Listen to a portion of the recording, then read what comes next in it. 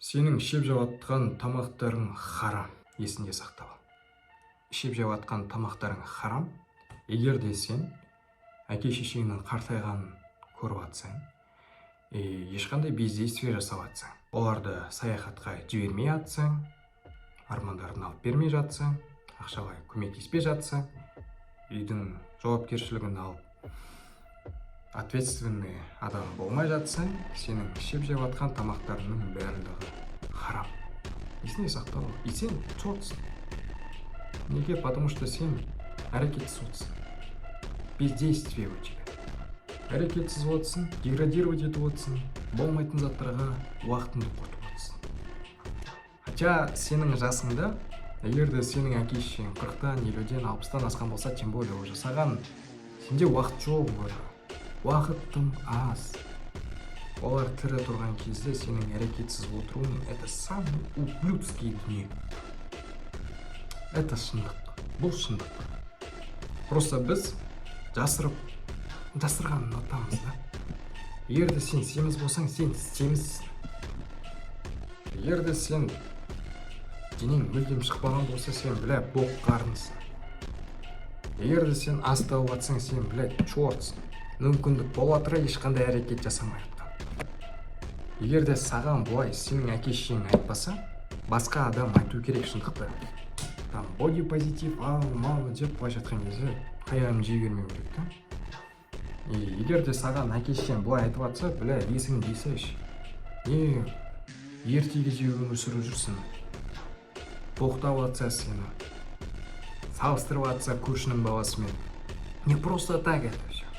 Просто так сен салыстырмай, сен явно бір жерде қателесіп жатсың. И бұмен мен не айтқым келіп тұр? Сені унижать етіп отырмын ба? Унижать етіп отырмын. Неге? Потому что сені қайрау қажет. Қайрау қажет. Закаливать ету керек. Естеріңізде болсын.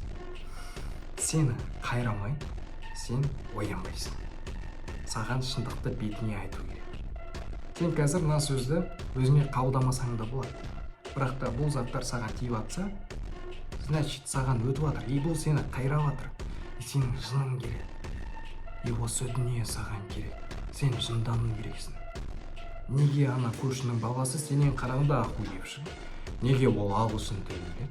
Неге ол Америкаға саяхаттайды? Неге ол шетелдерге саяхаттайды? Неге ол миллионнан көп табады? Неге сен емес? Неге сен емес? И неге сен есіңді жия алмай жатсың? Потому что саған айтылып жатқан боқтық сөздер аз. Егер де біз кез келген жетістікке жеткен адамды қарайтын болсақ, оның әкесі немесе анасы жоқ вообще. Жетім өскен балдар. Немесе әкесі бар болса да, постоянный боқтық сөзбен, постоянный салыстырумен, қайраумен өскен бала. Сенің қолыңнан дым келмейді. То все. И ана бала доказать етуге деген стремлениясы соншалықты үлкен болады да, и футбол тайр ойнайды, Рональдо сияқты оның әкесі мүлдем оны қолдамаған болатын. Қаншама адамдар бар, даже біздің исламдағы пайғамбарымыз оны Алла тағала өмір көрсету үшін оны қатты қайраған болатын, әкесіз өсірді. Жастық шағында өскен кезінде уже анасын жастайынан алып алды. Оған шынайы өмірді көрсетті. И солай асыл адамымызды, асыл атамызды қайраған болатын. И любой жетістікке жеткен адам бүкілінің общий дүниесі ол только закаливание, қайрау.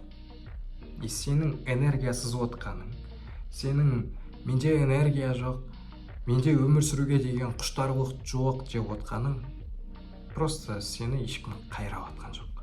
И осы мақсатта маған идея. Ер азамат болсын, әйел адам болсын, жетістікке жету үшін оның артынан тебу керек. Оған ұрсу керек. Қор, тұр, қозғал, өзгер. Есін жидыртып отыру керек. Постоянно қайрап. Либо бұл сөздерге сен ренжисің да, психологқа барып прорабатывать етесің, қатын сияқты. Либо сен доказать етесің. Сен ондай емессің, и сенің қолыңнан келеді, и сенің потенциалың бар екен. Таңда. И осы мақсатта мен импульс деген орта ашқан болатын. Енді ашылады Алланың қалауымен. Қазір уже сіздер кіре аласыздар. 40-тан астам адамдар бар. Еркектер де бар, қыздар да бар. Ол жерде біз не үйретеміз? Манипуляция. Реинкарнация деген курс мен сіздерге сатқан болатын, естеріңізде болса.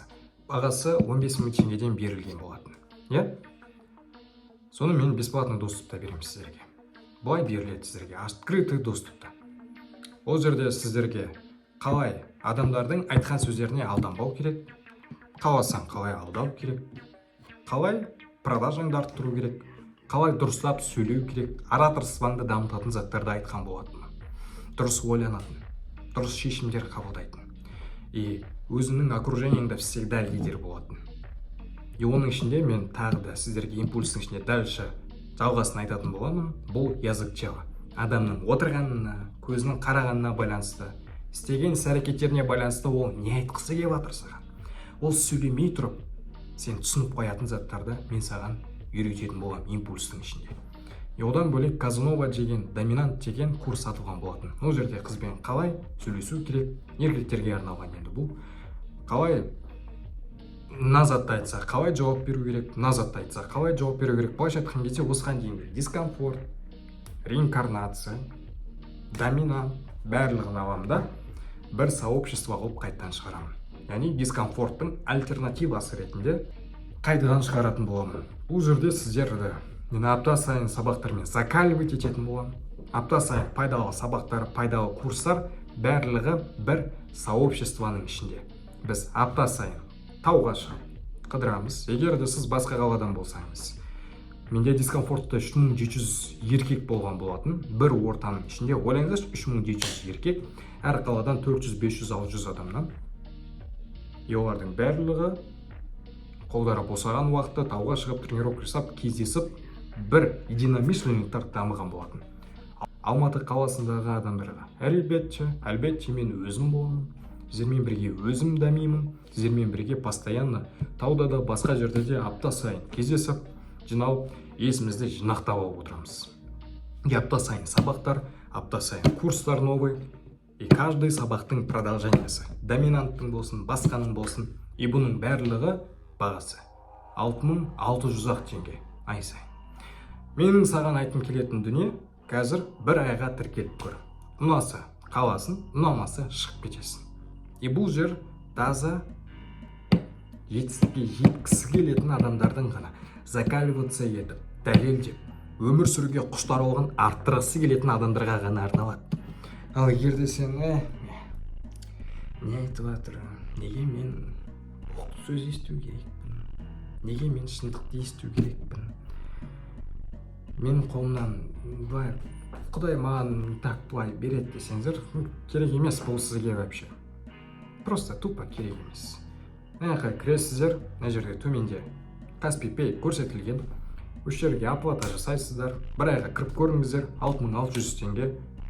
Немесе Каспий ретпен алсаңыздар болады, 3 айға бөліп көріп, ішіндегі информацияларды қолданасыздар. Бұл жерде сіздерге еще реинкарнацияның полный сабақтары берілгеннен бөлек, дискомфорттың 1,5 жыл бойы түсірілген сабақтар берілетін болады. Ақша табуға арналған. Одан бөлек ай сайын новый спикерлер келіп отырады. Бұрынғыдай. Яғни трейдинг үйренгің келсе трейдинг, арбитраж болса арбитраж, искусственный интеллект бойынша әртүрлі эксперттер келіп сіздерге бесплатно бүкіл 500 мыңнан, 600 мыңнан, 1 миллионнан сататын информациялардың барлығын беретін болады. Яғни дәл дискомфорттағыдай, бірақ улучшенный версиясы уже кейінге қалдырмай. Тарс етіп постоянно берілетін болады. Егер де сен ақша табудың методын іздеп жүрген болсаң, қымбат білімдерді, қымбат связкаларды сатып аламай жүрсең, онда сен 6600 теңге төлеп бүкілін аласың. Психологический жағынан, өзіңді еркек жағынан, арттыру жағынан, қыз болсаң да, ол болсаң да ақша табу жағынан, постоянно сені закаливать ету, постоянно орта, сөйлесетін сообщество, которое бірге дамитын. И осының барлығы 6600 теңге. Тіркел, өзгер, и бір айдан кейін көреміз. Сенің өмірің қаншалықты өзгеретінін. А мен өзгеретінен 100% сенімдімін. Ассаламу алейкум.